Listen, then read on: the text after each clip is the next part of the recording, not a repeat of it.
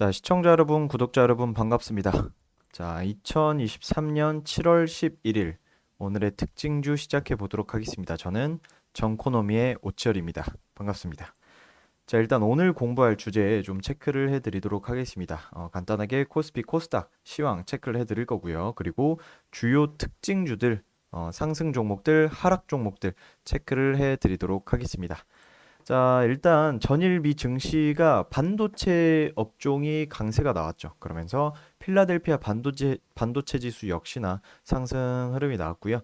2%, 자, 2% 상승 흐름이 나왔고 전반적으로 꽤나 괜찮게 막 엄청나게는 아닌데 그래도 어느 정도 좀 잘 받쳐준 상황이었습니다. 왜냐? 금리 인상에 대한 그 불안감이 있기 때문에 그런데도 불구하고 잘 상승이 나와줬다 생각을 할 수 있고요. 그리고 뉴욕 증시가 빅테크의 주가 부진 속에서 견고한 경제 펀더멘탈 때문에 큰 기대감이 어느 정도 작용을 했지만 제가 아까 말씀드렸던 것처럼 FOMC 금리 인상 가능성이 발목을 약간 잡고 있는 그런 상황이다 보시면 되고요. 자, 정부가 신규 원전 건설 검토 이슈와 하반기 반도체 업황 회복 기대감에 관련주들이 국내 증시를 어느 정도 좀 견인한 모습이 나오면서 오랜만에 양지수가 그래도 1.6%, 2.14% 강한 상승 흐름이 나오면서 마감이 된 상태다. 이렇게 보시면 되고요. 자, 매매 동향 좀 체크를 해보자면 개인은 싹 다 매도세 나왔죠. 강한 매도세, 코스피 코스닥 모두 4천억 원 이상 매도세가 나왔고요. 그리고 외국인은 2,600억 원, 코스피 2,600억 원, 코스닥 3,200억 원. 그래도 수급이 괜찮게 나왔습니다. 기간 1,600억 원, 700억 원 매수세 나온 상태다. 자, 오늘 상한가 종목 자, 바로 삼화전자, 웰바이오텍, 한전산업입니다. 자, 상한가가 예쁘게 나왔네요. 30%딱 깔끔하게 찍은 그런 상태. 자, 삼화전자 같은 경우에는 3거래일 연속해서 계속 상승이 나온 상태였고요. 이 기업 같은 경우에는 페라이트 소재 부품을 본격적으로 생산하는 가운데 초급속 충전 장치를 글로벌 1위 업체 페라이트 독점 공급 이슈에 상승 나오고 있는 상태이며 페라이트는 2차 전기차 전동화 장치 핵심 부품으로 수요가 꾸준하게 증가를 하고 있습니다. 계속 말씀드리지만 전기차 시장은 계속 확대가 될 거다. 이렇게 보시면 됩니다. 자, 이 기업 같은 경우 현대차, 기아차의 15종의 친환경 자동차 제품을 공급을 하면서 친환경 자동차 핵심 부품 사업을 영위를 하고 있는 그런 기업이다. 이렇게 보시면 됩니다. 자, 웰바이오텍 이 회사 같은 경우에는 글로벌 종합 유통 기업이고요. 자, 아프리카 희소 광물 공급망 개척에 성공했다는 이슈로 상승이 나온 상태다. 이렇게 보시면 되고요. 짐바브웨 정부가 공식 승인을 했죠. 승인을 하면서 월 2만 톤 규모의 리튬 함유가 되어 있는 원석인 스포듐인을 국내에 한국에 수입하기로 되어 있습니다. 굉장히 순도가 높은 리튬이 함유가 되어 있다라는 원석인 스포듐인입니다.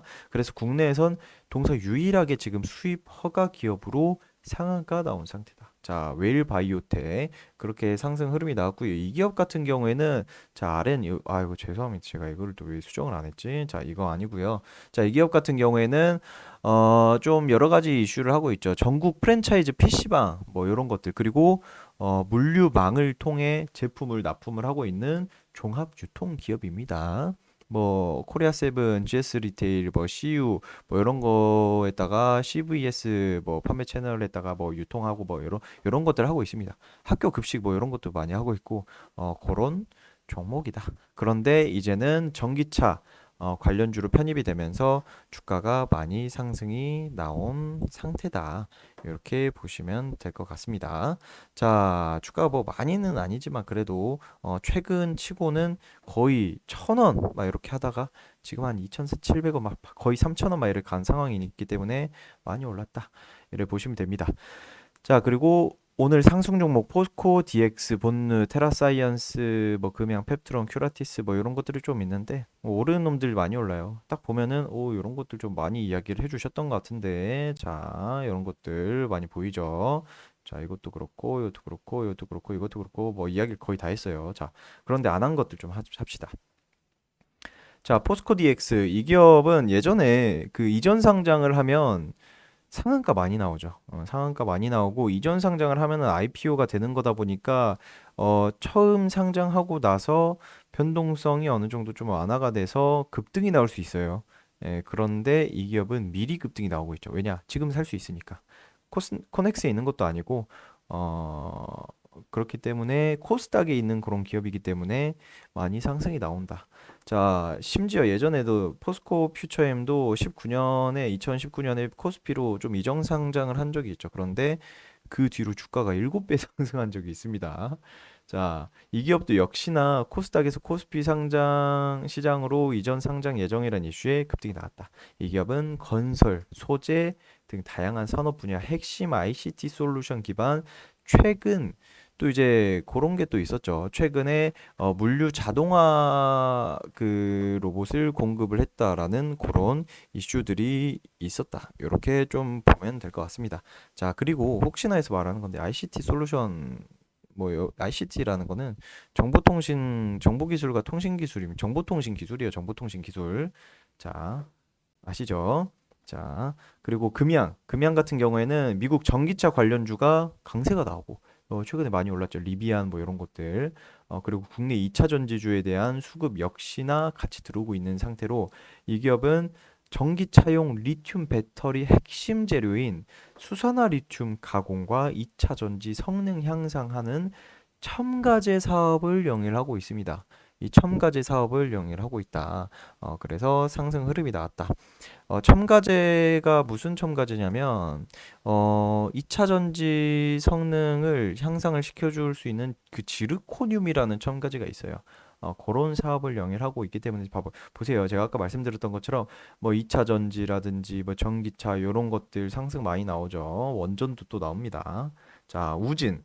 자, 이 기업 금양 어쨌든 이 기업 금양 끝내보자면 자동차 내장재, 상품 포장재 등 엔지니어링 플라스틱 산업에 필수적인 발포제, 첨가제 사업을 영위한다. 자, 그리고 우진 이 기업 같은 경우에는 신규 원전 상업 운전 예정에 따른 매출 확대에 대한 기대감으로 급등이 나오고 있죠. 왜냐?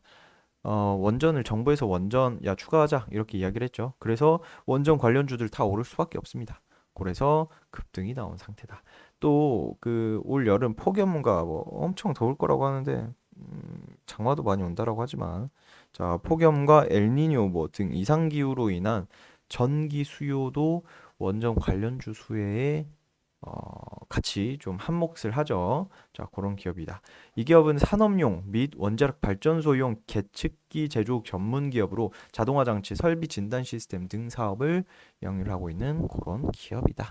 라고 보시면 됩니다. 그리고 이거는 좀 이런 것들 외에도 SMR 그 스몰 모듈 리액터라는 그 소형 원전이죠. 소형 원전 핵심 부품 등 기술 개발을 참여하고 있고 연간 매출액 뭐 계속 올린다 뭐 어쩐다 뭐 이런 이슈들이 있는 그런 기업이다.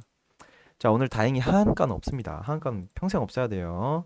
자, 페이퍼 코리아, 플레이디. 자, 이거 두 개 이야기하겠습니다. EM넷 이야기했고요. 뭐 미데이즈, 금호건설, 뭐 이런 것들이 있는데 이노시뮬레이션도 이야기했죠. 이야기 많이 했어요. 삼성중공구도 했고.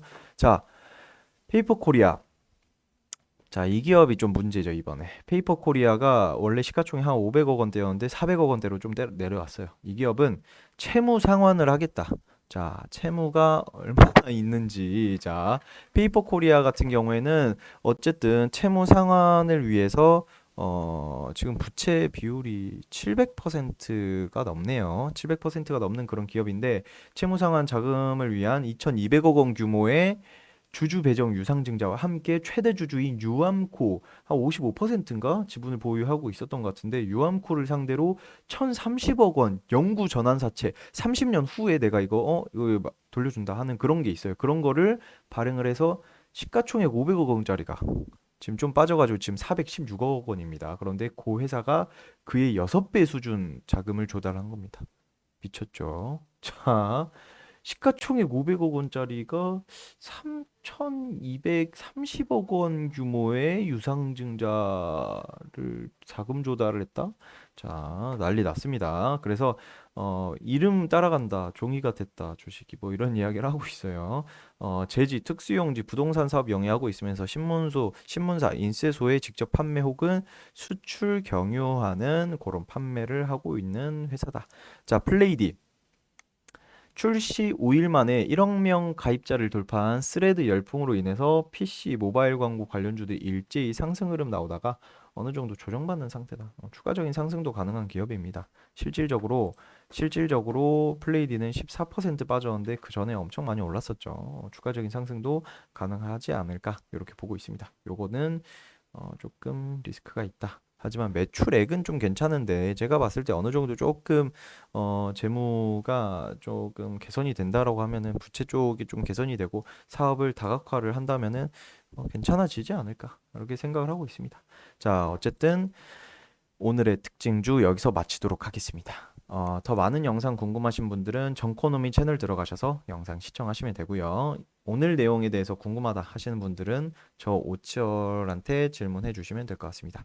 오늘도 고생 많으셨습니다. 감사합니다.